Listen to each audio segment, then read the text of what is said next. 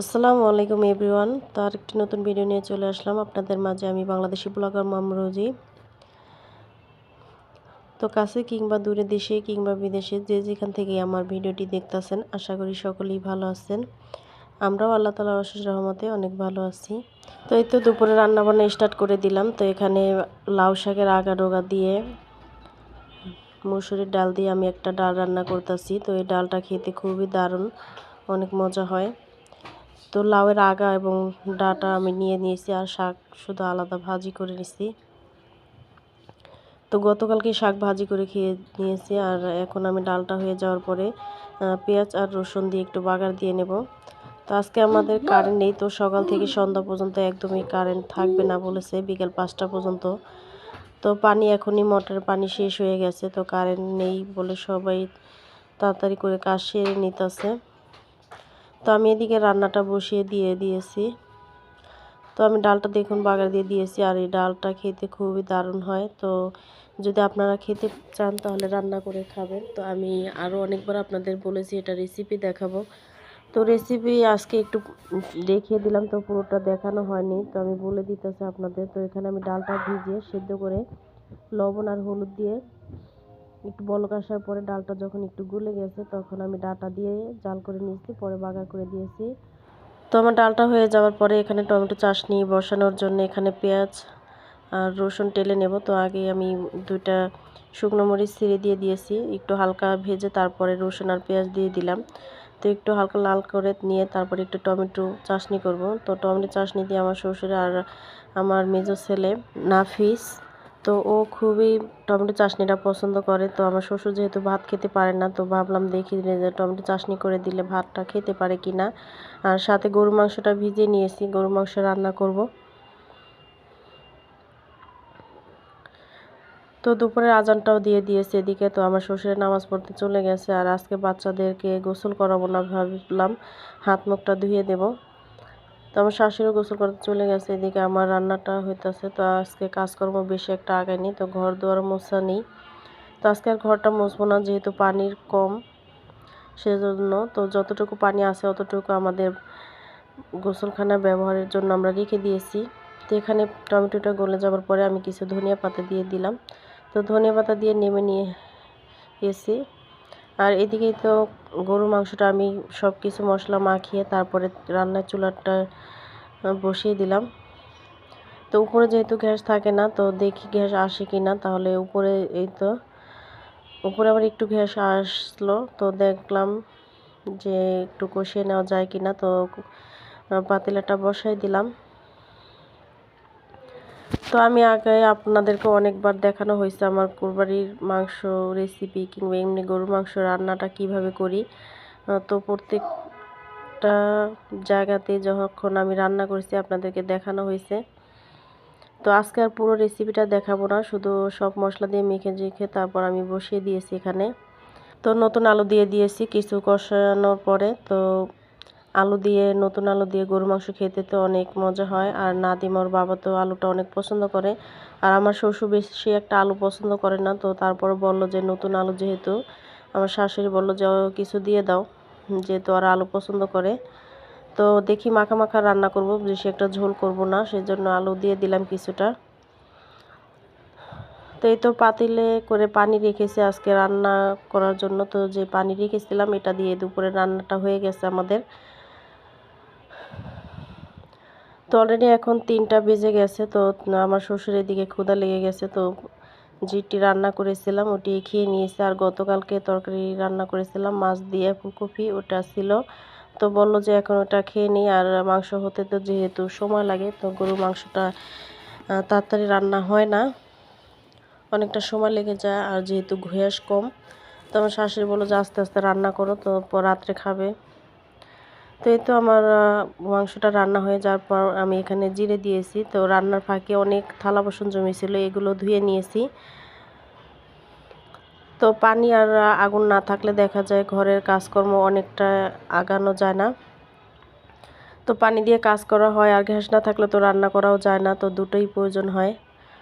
তো তো আমাদের দাদি মুরব্বীরা বলতো যে পানি গ্যাস ছাড়া মানুষ অচল। তো ঠিক তেমনি পানি ছাড়া মানুষ অচল, আর আগুন ছাড়া মানুষের পেট চলে না। এটাই আমাদের জীবন। ঢাকার জীবন তো অনেক কষ্টের আমার কাছে মনে হয়। তো আমাদের গ্রাম অঞ্চলে ভালো, যখন যেটা ইচ্ছে পানির অভাব নেই, আর লার্কি দিয়ে যখন তখনই রান্না করা যায়, কোনো অপেক্ষায়ও থাকতে হয় না। তো আমাদের মধ্যবিত্ত পরিবার যেহেতু, সেজন্য আমাদের একটু হিসাব করে চলতে হয়, যেহেতু আমরা উপরেও একটু গ্যাসের বিল দিতে হয়, আর সেজন্য নিচেও। তো মাসে একটা করে সিলিন্ডার লাগে। তো আশায় থাকি যে দেখি একটু কি গ্যাস আসে কি না। তো যে আমি থালা বাসন ধুয়ে নিয়েছিলাম, তো এগুলো এখন আমি একটু গুছিয়ে নেব। অনেক থালা বাসন জমে গেছে, তো আজকে গোসলও করিনি। তো থালা বাসন ধুয়ে তারপর হাত মুখ ধুয়ে কাপড় চেঞ্জ করে নিয়েছি শুধু।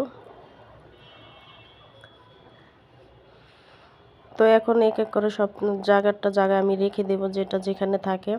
তো আমার কাজকর্ম সব সময় আমি এভাবে চেষ্টা করি। তো জায়গায় রেখে দিলে হয় কি, যখন যেটা হাত দিই তখনই সেটা পাই।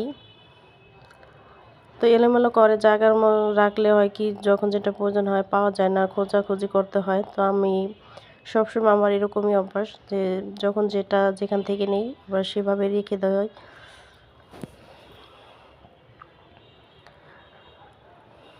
তো এখন সন্ধ্যার আজানটা দিয়ে দিয়েছে।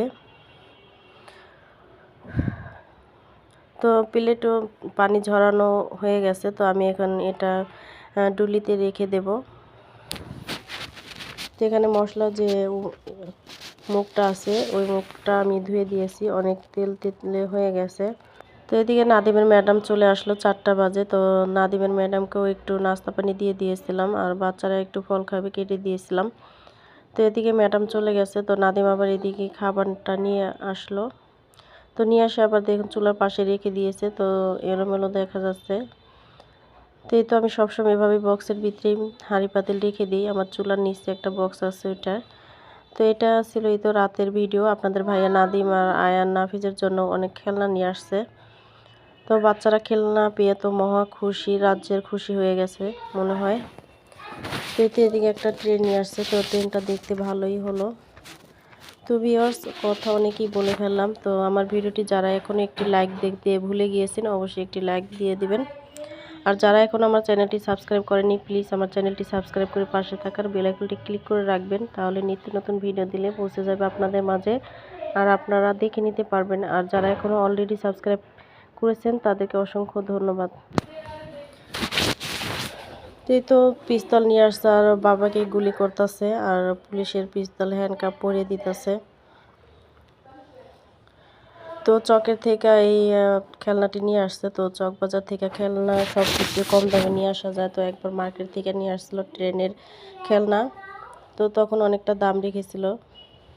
তো আজকে নাকি অনেক কম দামে নিয়ে আসছে। তো দেখুন এই তো বাচ্চাদেরকে একটু সেটিং করে দিতেছে, আর আয়ান দাঁড়িয়ে দাঁড়িয়ে দেখতেছে যে ট্রেনটা কিভাবে চলতেছে। তো এদিকে এই তো মানুষ আছে, পিস্তল আছে। তো 3 ভাইয়ের জন্য 3টা নিয়ে আসছে। তো ভিউয়ার্স, আজকের ভিডিওটি কেমন লাগলো অবশ্যই কমেন্ট করতে ভুলবেন না। আর যদি কোনো ভুল ত্রুটি হয়ে থাকে অবশ্যই ক্ষমা দৃষ্টিতে দেখবেন। আর আপনারা কী ধরনের ভিডিও দেখতে চান অবশ্যই আমাকে জানাতে পারেন। আমি চেষ্টা করব আপনাদের ওই ধরনের ভিডিও দিতে। আর যেহেতু আমার দৈনিক লাইফ আর ঘরে আমি কিভাবে করি, আমার লাইফটা কিভাবে চলে আমার সংসার নিয়ে, এটাই আপনাদের মাঝে তুলে ধরি।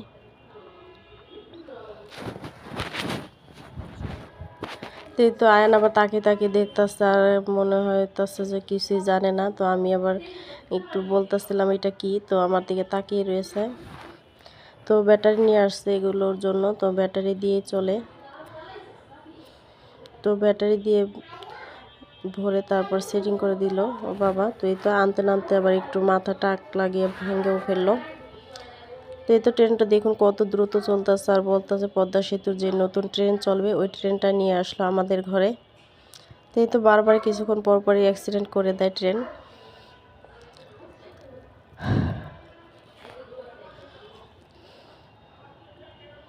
তো আপনাদের কাছে খেলনাগুলো দেখতে কেমন হয়েছে অবশ্যই কমেন্ট করতে ভুলবেন না। তো আমার কাছে তো খুবই ভালো লেগেছে।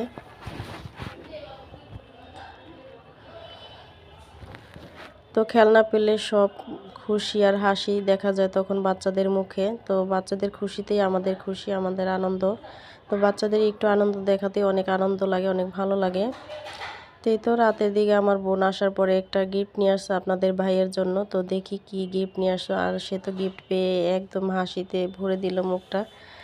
তো শালি দুলা ভাইয়ের গিফট দেওয়া নেওয়া হইতাছে এখানে। আমিও তার মাঝে একটু ভিডিও করলাম। তো ভাবলাম যে ধরে রাখো, আমি একটু শ্যুট করি তোমাদের। তো যেহেতু এই শীতের একটি গিফট, তো এটা আমার মামি পাঠিয়েছে তার জামাইয়ের জন্য। তো বললো যে মেয়ে আর মেয়ের জামাই শোবে। তো আমার মামি অনেক কাঁথা শিলাতে জানে, অনেক সুন্দর সুন্দর। তো আমার জন্য একটা কাঁথা সিলাই পাঠাইছে।